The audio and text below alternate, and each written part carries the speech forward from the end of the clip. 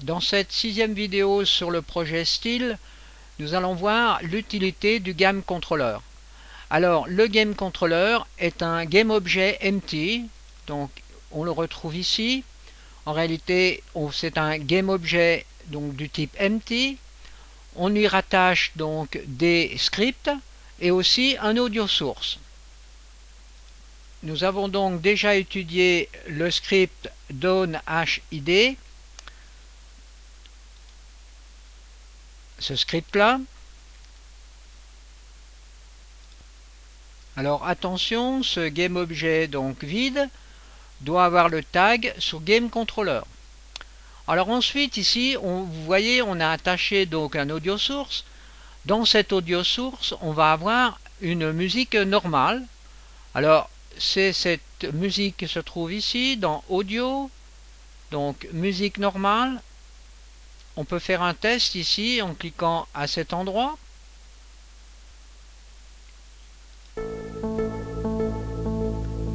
Ceci correspond donc à la musique d'ambiance.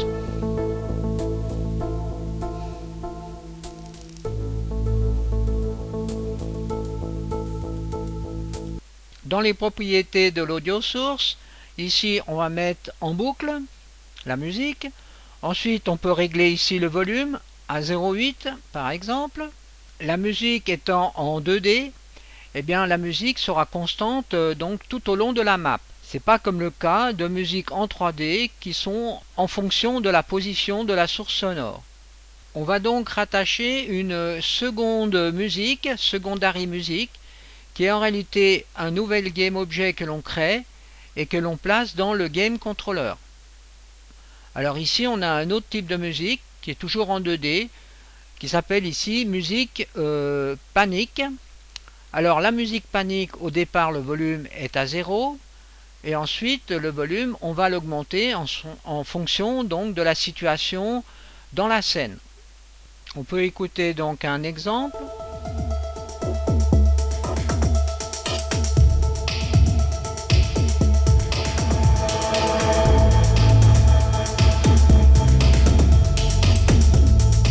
On revient donc sur le Game Controller et on rajoute donc un nouveau script qui est ce script qui se trouve ici.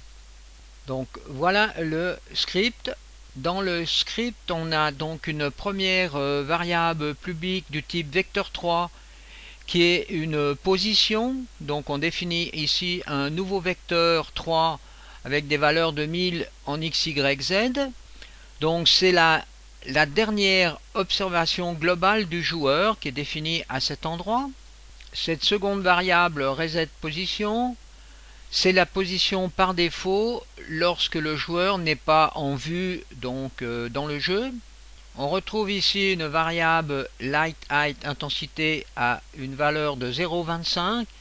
C'est l'intensité de la lumière directionnelle lorsque les alarmes ne sont pas activées.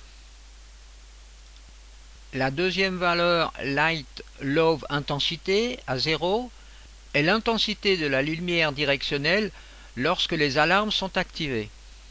La variable fade speed est la variable qui nous permet de définir une vitesse entre la lumière basse et la lumière haute. C'est un fade. Ici on retrouve donc une variable music fade speed donc qui permet aussi de faire un fade sur la musique. Ensuite ici on a 4 références qui sont des variables privées. On a ici une première référence pour l'alarme script, donc l'alarme light script. Ensuite ici on a une référence pour la lumière principale. Alors j'aimerais revenir dessus sur les lumières, car ici vous voyez, vous avez ici une lumière directionnelle qui est la lumière de l'alarme, et là on a une lumière principale qui n'a rien à voir avec la lumière de l'alarme, mais qui est une lumière d'ambiance.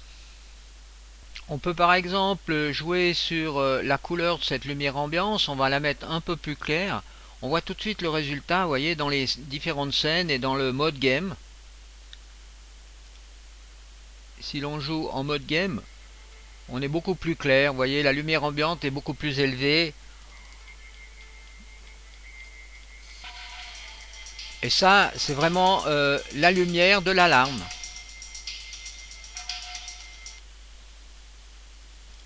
Et ensuite ici on a deux variables du type privé, une pour la musique panique audio et une pour les sirènes qui sont émises par les mégaphones.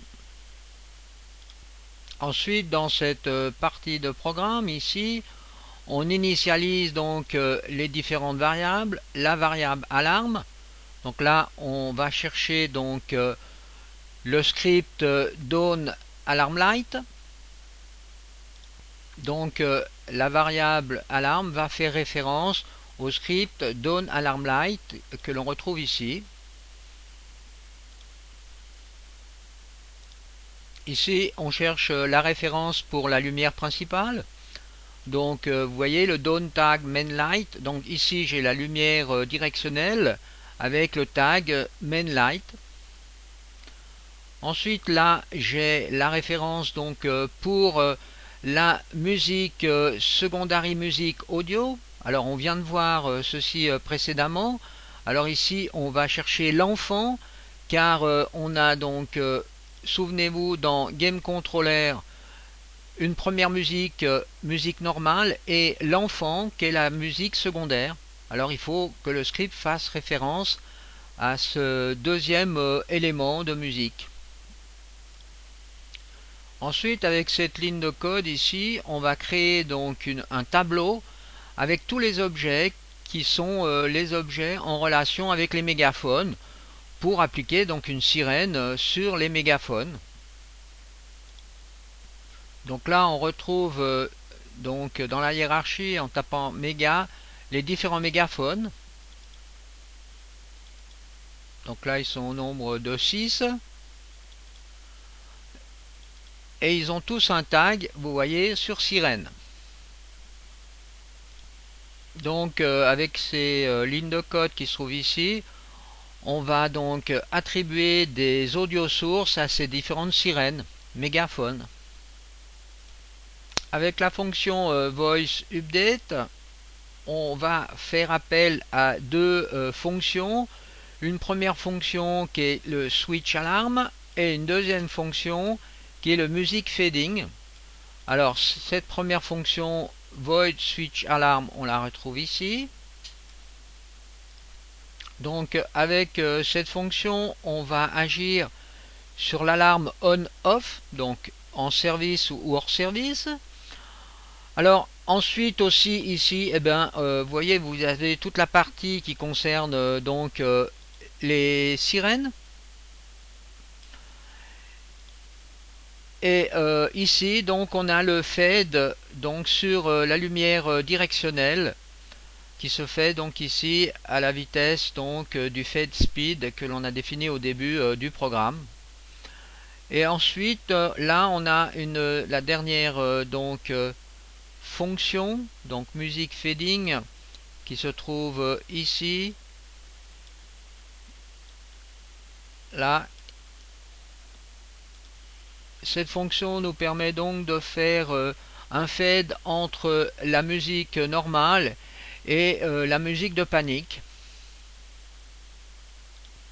Et ces deux fonctions, le switch alarm et le music fading, se font par rapport à la position du player et le reset position qui a été défini tout en haut ici à cet endroit. Donc on peut faire ce test ici pour voir la variable position et reset position. Vous voyez, si par exemple je modifie la position en X ici et que je mets 100, je déclenche l'alarme. Et si je remets 1000, donc en reset position, eh bien je reviens à l'état normal.